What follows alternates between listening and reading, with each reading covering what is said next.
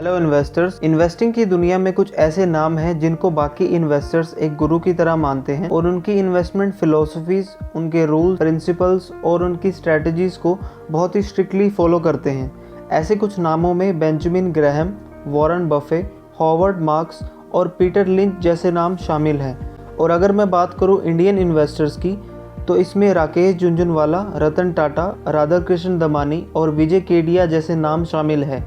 तो आज की इस वीडियो में हम बात करेंगे ऐसे ही एक लेजेंडरी इन्वेस्टर हॉवर्ड मार्क्स के इन्वेस्टिंग रूल्स के बारे में। हॉवर्ड मार्क्स की इन्वेस्टिंग फ़िलोसफी डिस्कस करने से पहले हम उनके बारे में कुछ इंटरेस्टिंग चीज़ें जान लेते हैं। तो चलिए शुरू करते हैं।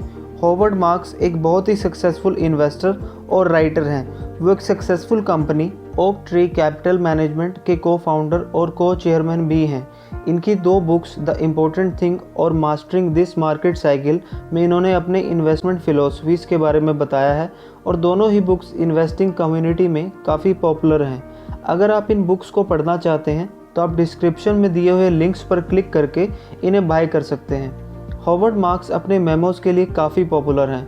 इन मेमोज़ में वो अपनी इन्वेस्टमेंट स्ट्रेटजीज़ और इकोनॉमी पर उनके क्या व्यूज़ हैं उनके बारे में बात करते हैं। हॉवर्ड मार्क्स की अप्रोच बाकी कई इन्वेस्टर से अलग है और उनकी खुद की सक्सेस का सबसे बड़ा कारण उनकी अलग इन्वेस्टिंग फ़िलोसफीज़ और सेकंड लेवल थिंकिंग है, जिनके बारे में हम आगे बात करेंगे। तो चलिए अब बात करते हैं हॉवर्ड मार्क्स की इन्वेस्टिंग रूल्स के बारे में। Rule number 1। हॉवर्ड मार्क्स का पहला rule legendary investor Warren Buffett ji की कही हुई बात से मेल खाता है, जो कि है buy when most people are selling and sell when most people are buying. इसका मतलब है कि जब स्टॉक मार्केट में सभी इन्वेस्टर्स लालच में आकर स्टॉक्स को बाय कर रहे हैं, तब आपको अपने स्टॉक्स को सेल करना है, और जब सभी इन्वेस्टर्स डर के स्टॉक्स को सेल कर रहे हैं, तब आपको स्टॉक्स को बाय करना है। इसके लिए आपको दूसरे इन्वेस्टर्स को और मार्केट दोनों को काफ़ी अच्छे से ऑब्जर्व करना पड़ेगा कि वो क्या कर रहे हैं, और ये पता लगाना होगा कि दूसरे इन्वेस्टर्स के बिहेवियर में क्या गलत है या फिर वो क्या गलतियां कर रहे हैं। इसके लिए आपको काफ़ी पेशेंस से काम लेना होगा। हॉवर्ड मार्क्स इसी रूल में बता रहे हैं कि बहुत सारे इन्वेस्टर्स को स्टॉक की असल कीमत या फिर इंट्रिंसिक वैल्यू का पता नहीं होता और वो स्टॉक्स को महंगे या फिर गलत वैल्यूएशन पर लेकर फंस जाते हैं। ऐसे में आपको एक स्टॉक की सही वर्थ का पता होना बहुत ज़रूरी है। बहुत से इन्वेस्टर्स मार्केट प्रेशर में आके स्टॉक्स को उनकी असल कीमत से काफ़ी महंगे में ले लेते हैं। इस पॉइंट को एक एग्जांपल से समझते हैं। अगर बहुत सारे इन्वेस्टर्स किसी एक स्टॉक को लेकर काफ़ी पॉजिटिव होते हैं, यानी इनको लगता है कि वो कंपनी या फिर स्टॉक फ्यूचर में बहुत अच्छा करने वाला है, जिससे कि उस स्टॉक की डिमांड हाई हो जाती है और उस स्टॉक का प्राइस उसके अच्छे रिटर्न्स की उम्मीद में हाई हो जाता है, जिससे कि वो अपनी असल कीमत माने इंट्रिंसिक वैल्यू से काफ़ी ऊपर चला जाता है। तो ऐसे में उस स्टॉक को लेना एक अच्छा डिसीजन नहीं है।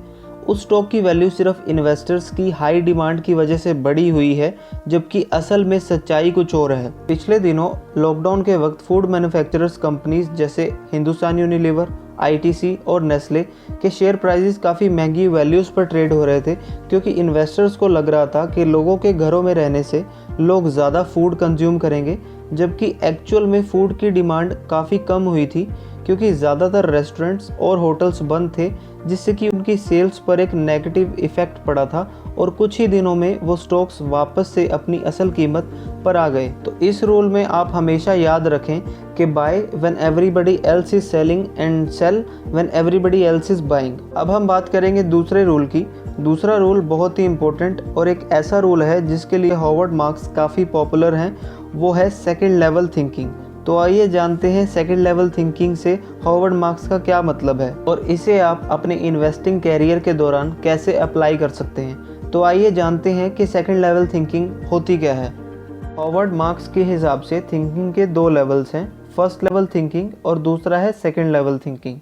फर्स्ट लेवल थिंकिंग करना बहुत ही आसान है और इसे करने के बाद हम बहुत ही जल्दी एक डिसीजन पर पहुंच जाते हैं और एक ओपिनियन बना लेते हैं। फर्स्ट लेवल थिंकिंग में लोग ऊपर की सतह को देखते हैं और एक डिसीजन ले लेते हैं बिना ये सोचे समझे कि उस डिसीजन को लेने के बाद जो प्रॉब्लम्स आएंगी उसे हमें कैसे सॉल्व करना है। फर्स्ट लेवल थिंकर उन चीज़ों को ढूंढता है जो कि बहुत ही सिंपल और आसान है, इसलिए फर्स्ट लेवल थिंकिंग कोई भी कर सकता है। इन्वेस्टिंग एक बहुत ही कॉम्प्लेक्स प्रोसेस है। इसमें आपको कई तरह के फैक्टर्स को एक साथ देखना होता है और कई तरह की एनालिसिस भी करनी होती है। तो इन्वेस्टिंग में फर्स्ट लेवल थिंकिंग करके इन्वेस्ट करना आपकी कैपिटल के लिए अच्छा नहीं है। अगर हम बात करें सेकंड लेवल थिंकिंग की, तो ये एक डीप लेवल थिंकिंग है जिसमें आप एक कंक्लूजन पर आने से पहले हर एक पॉसिबल प्रॉब्लम जो कि उस डिसीजन की वजह से आ सकती है उसका भी सॉल्यूशन सोचते हैं। आप बार बार अपने आप से क्वेश्चंस पूछते हैं जिससे कि आप प्रॉब्लम की जड़ तक जाके उसे अच्छे से समझ पाते हैं। सेकंड लेवल थिंकिंग एक गहरा और एक मुश्किल प्रोसेस है, इसी वजह से ज़्यादातर इन्वेस्टर्स इसे नहीं कर पाते।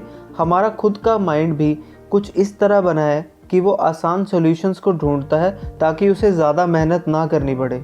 सेकंड लेवल थिंकिंग को एक रियल लाइफ एग्जाम्पल से समझते हैं। जब मोदी जी ने लॉकडाउन अनाउंस किया उसके कुछ ही दिनों बाद फूड मैन्युफैक्चरर्स और फार्मा कंपनीज के स्टॉक्स बहुत ही ज़्यादा हाई हो गए। ऐसा क्यों हुआ? ऐसा नहीं था कि लॉकडाउन होते ही उन कंपनीज के प्रॉफिट्स डबल हो गए, नहीं।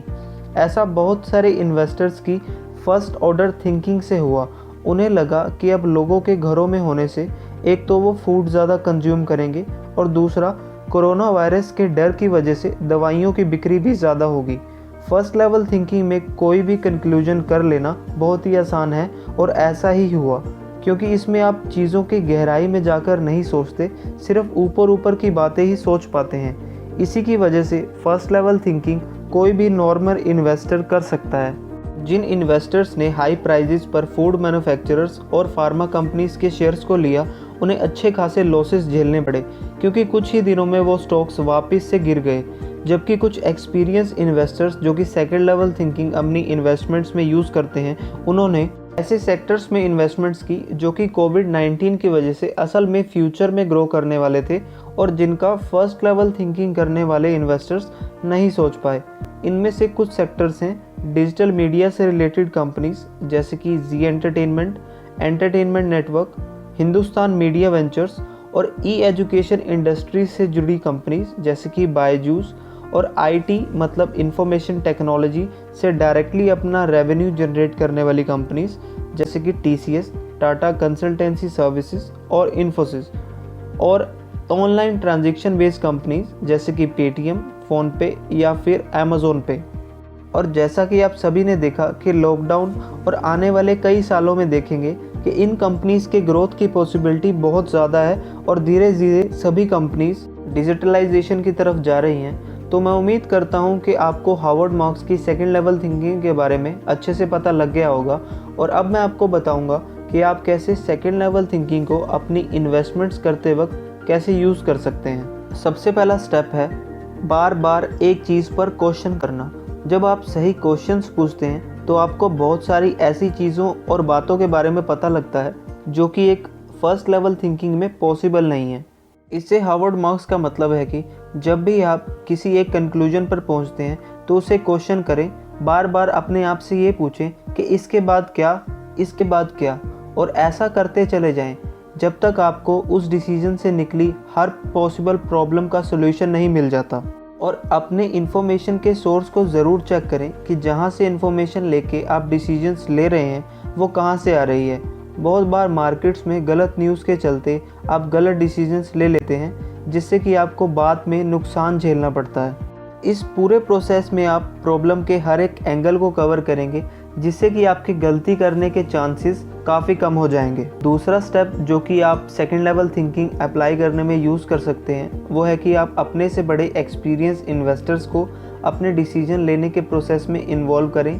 ऐसा बहुत बार इन्वेस्टर्स के साथ या फिर नॉर्मल किसी भी इंसान के साथ होता है कि जब वो किसी भी प्रॉब्लम में फंस जाता है और उसे आगे कोई भी रास्ता या फिर सॉल्यूशन नहीं दिख रहा होता है, ऐसे में दूसरे किसी और एक्सपीरियंस इंसान से जो कि पहले से ऐसी सिचुएशन से गुजर चुका है उसे बात करने से या फिर एडवाइस लेने से वो अपनी प्रॉब्लम को एक अलग एंगल से या फिर नज़रिए से देखता है जिससे कि वो उसी प्रॉब्लम का सॉल्यूशन कर पाता है। ऐसे में प्रॉब्लम वही रहती है, बस उसे देखने का नज़रिया बदल जाता है जिससे कि आपको एक सॉल्यूशन मिलता है। तो अगर आप फर्स्ट लेवल थिंकिंग में अटक गए हो और आपको आगे कोई सॉल्यूशन नहीं नज़र आ रहा है तो आप ऐसे में एक एक्सपीरियंस इन्वेस्टर्स की हेल्प ले सकते हैं और ऐसी सिचुएशन से बाहर निकल सकते हैं ताकि आप प्रॉब्लम का सॉल्यूशन ढूंढ पाएँ। अब बात करते हैं तीसरे स्टेप की। तीसरा स्टेप है लॉन्ग टर्म के बारे में सोचना।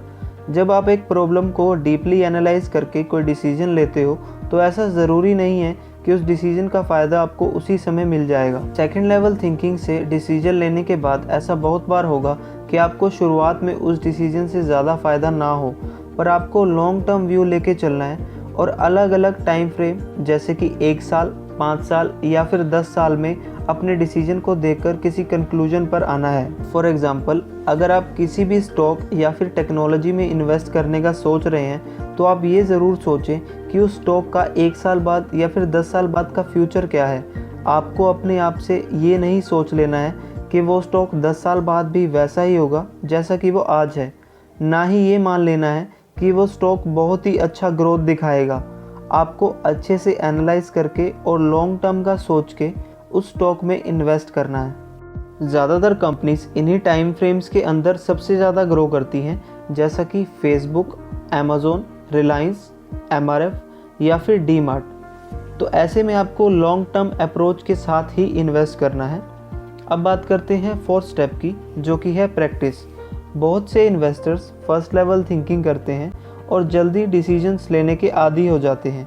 तो ऐसे में एक प्रॉब्लम को गहराई से समझना और उस प्रॉब्लम के हर पॉसिबल सॉल्यूशन को सोचना काफ़ी मुश्किल है। पर अगर आप एक सफल इन्वेस्टर बनना चाहते हैं तो सेकंड लेवल थिंकिंग के सारे स्टेप्स आपको बहुत ही डिसिप्लिन और धीरे धीरे प्रैक्टिस के साथ सीखने होंगे, जो कि अपने आप में ही एक मुश्किल काम है। तो दोस्तों, ये थे हॉवर्ड मार्क्स के दूसरे रूल सेकंड लेवल थिंकिंग को अप्लाई करने के 4 स्टेप्स। तो चलिए अब बात करते हैं हॉवर्ड मार्क्स के रूल नंबर 3 की, जो कि है पेशेंस। पेशेंस बहुत ही ज़रूरी क्वालिटी है हर एक इंसान में, और इन्वेस्टिंग करते हुए ये क्वालिटी और भी ज़्यादा ज़रूरी हो जाती है। ज़्यादातर इन्वेस्टर्स बहुत कम टाइम में करोड़पति बनना चाहते हैं। वो चाहते हैं कि अगर आज उन्होंने किसी स्टॉक को बाय किया है तो कुछ ही दिनों में वो उसे 25 से 30% या फिर उससे भी ज़्यादा का रिटर्न्स कमा ले, और जबकि ऐसा सोचना भी एक बेवकूफ़ी है। अगर आप किस्मत वाले हुए तो शायद आपके साथ ऐसा हो भी जाए, लेकिन लंबे समय तक रेगुलरली ऐसा करना इम्पॉसिबल है। तो ऐसे में आपको बहुत ही पेशेंस और सब्र के साथ काम लेना है। स्टॉक मार्केट्स बहुत लंबे टाइम तक बहुत महंगी या फिर ओवर प्राइस्ड रह सकती हैं, और ऐसा भी हो सकता है कि मार्केट बहुत लंबे टाइम तक अंडर वैल्यूड, माने स्टॉक्स के प्राइसेस नीचे ही रहें। ऐसा सालों साल तक भी हो सकता है।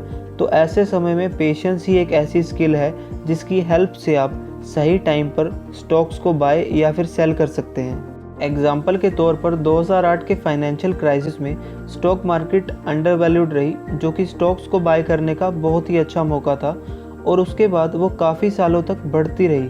तो आपको सही टाइम का वेट करना है और एक लॉन्ग टर्म की स्ट्रैटेजी बनानी है, जिससे कि आप अच्छे रिटर्न्स कमा पाएँ। अब बात करते हैं रूल नंबर 4 की, जो कि है don't buy quality at any price. ज़्यादातर इन्वेस्टर्स एक कंपनी की सिर्फ ब्रांड वैल्यू को देखकर उस कंपनी के स्टॉक के लिए कोई भी प्राइस देने के लिए तैयार हो जाते हैं। उन्हें लगता है कि एक अच्छी कंपनी जिसकी ब्रांड वैल्यू ज़्यादा है या फिर वो काफ़ी पॉपुलर है, तो उसके स्टॉक को किसी भी प्राइस पर लेना उनकी इन्वेस्टमेंट्स को रिस्क फ्री बना देता है, जबकि ऐसा बिल्कुल भी नहीं है। भी इन्वेस्टर्स को क्वालिटी के साथ साथ ये भी देखना बहुत ज़रूरी है कि वो कंपनी हमें किस वैल्यू पर मिल रही है। कंपनी के स्टॉक को उसकी असल कीमत से कम प्राइस पर लेने के 2 फ़ायदे हैं। पहला फ़ायदा ये है कि जब भी वो स्टॉक रिकवर होगा और ऊपर की तरफ जाएगा तो बहुत अच्छे प्राइस पर लेने की वजह से आपका प्रॉफिट बाकी इन्वेस्टर से ज़्यादा होगा। और दूसरा फ़ायदा है कि अगर वो स्टॉक नीचे की तरफ भी जाएगा तो भी आपको ज़्यादा नुकसान नहीं होगा। किसी भी इन्वेस्टमेंट को हम अच्छा या फिर बुरा तब तक नहीं बोल सकते जब तक हमें ये ना पता हो कि हम उस इन्वेस्टमेंट के लिए क्या प्राइस पे कर रहे हैं। अगर एक बहुत अच्छी कंपनी का स्टॉक हमें बहुत महंगे प्राइस पर मिल रहा है तो वो एक अच्छा इन्वेस्टमेंट नहीं है, चाहे वो कंपनी कितनी भी अच्छी क्यों ना हो। वही कंपनी का स्टॉक अगर आपको एक अच्छे प्राइस पर मिल रहा है तो वो एक अच्छा इन्वेस्टमेंट है, जिससे कि आप प्रॉफिट कमा सकते हैं। इन्वेस्टिंग का मतलब सिर्फ अच्छी चीज़ों को लेना नहीं है, बल्कि अच्छी चीज़ों को एक अच्छे प्राइस पर लेना है। तो चलिए अब बात करते हैं हॉवर्ड मार्क्स के रूल नंबर 5 की। हॉवर्ड मार्क्स के हिसाब से इन्वेस्टर्स के पास एक बहुत ही इम्पोर्टेंट स्किल का होना बहुत ज़रूरी है, जो कि है बार्गेनिंग स्किल्स। आपको एज एन इन्वेस्टर पता होना चाहिए कि स्टॉक्स के प्राइसेस कैसे डिसाइड होते हैं और कैसे उन फ्लक्चुएशंस को यूज़ करके पैसा कमाना है। अगर आप एक सिंपल अप्रोच लेकर इन्वेस्टिंग कर रहे हैं तो आप एक सक्सेसफुल इन्वेस्टर नहीं बन सकते। इन्वेस्टिंग एक बहुत कॉम्प्लेक्स गेम है। सबसे पहले आपका इस बात को मानना होगा। बहुत से लोग इसे सिंपल बताते हैं, जबकि ऐसा बिल्कुल भी नहीं है। आपको अच्छे रिटर्न्स अर्न करने के लिए अलग सोचना होगा, दूसरे इन्वेस्टर्स से अच्छा सोचना होगा। अगर आप भीड़ के जैसे ही सोचेंगे तो आप एवरेज रिटर्न्स ही बटोर पाओगे। आपको ये ऑब्ज़र्व करना है कि कब बाकी इन्वेस्टर्स कुछ अलग या अच्छा नहीं सोच पा रहे। ये आप तभी कर सकते हैं जब आप उस भीड़ का हिस्सा नहीं हैं। आपको बस इसीलिए भीड़ से अलग नहीं सोचना है क्योंकि आपको उनसे हमेशा अपोजिट चलना है। नहीं, आपको ये ऑब्ज़र्व करना है कि कब बाकी इन्वेस्टर्स गलत हैं और आप सही हैं, और कब आप गलत हैं और बाकी इन्वेस्टर्स सही हैं। तभी आप अपनी इन्वेस्टमेंट फ़िलॉसफी या फिर स्ट्रैटेजी को अच्छे से यूज़ कर पाएंगे और मुश्किल सिचुएशंस में भी आपको अपने ऊपर पूरा भरोसा होगा। आपको प्रॉपर रीजनिंग और एनालिसिस की मदद से ये ऑब्जर्वेशन करनी है। हॉवर्ड मार्क्स कहते हैं कि इन्वेस्टिंग एक ऐसी जॉब है जिसमें आप एक गिरते हुए चाकू को पकड़ना है, पर बहुत ही ध्यान से और आराम से। तो इन्वेस्टर्स, ये थे हॉवर्ड मार्क्स के 5 इन्वेस्टिंग रूल्स जो कि वो खुद फॉलो करते हैं इन्वेस्टिंग करते हुए। तो अगर आपको भी एक सक्सेसफुल इन्वेस्टर बनना है तो आपको भी इन्हीं रूल्स को अच्छे से सीखना होगा और अप्लाई करना होगा, जिससे कि आप अच्छे से अपने पैसों को ग्रो कर सकें और फ्यूचर में अच्छे इन्वेस्टमेंट्स कर पाएँ। अगर ये वीडियो आपको अच्छा लगा तो लाइक का बटन दबाइए और इसे ज़्यादा से ज़्यादा शेयर कीजिए। और अगर आप स्टॉक मार्केट, इन्वेस्टिंग या फिर म्यूचुअल फंड्स के बारे में और नॉलेज गेन करना चाहते हैं तो आप हमारे चैनल को सब्सक्राइब कर सकते हैं। Happy investing friends.